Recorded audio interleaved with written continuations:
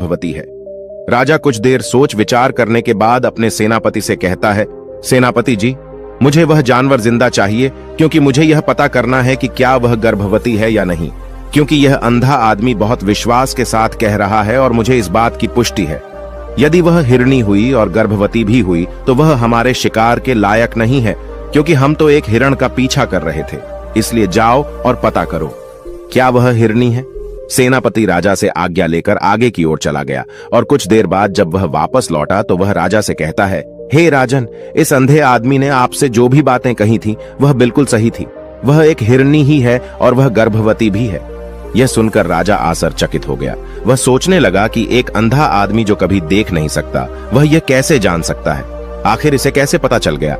ऐसे कई सारे प्रश्न राजा के मन में उमड़ने लगे। अब राजा ने ठान लिया था कि मुझे इस बात की तह तक पहुंचना है कि आखिर यह अंदाज में कैसे जानता है कि वह जानवर गर्भवती है। यह सोचकर राजा उस अंधे आदमी के पास जाता है और उस अंधे आदमी से कहता है, देखो, मैं यह तो नहीं जानता कि तुम सचमुच में अंधे हो या नहीं, लेकिन मैं तुमसे एक बात जानने आया हूं। क्या तुम मेरे प्रश्न का सही सही जवाब दोगे? इस पर वह अंधा व्यक्ति कहता है, हे राजन, आप जो कुछ भी पूछना चाहते हैं आप पूछ सकते हैं, मैं आपको बिल्कुल सच सच जवाब दूंगा। इस पर राजा कहता है, देखो, एक तो तुम कहते हो कि तुम अंधे हो और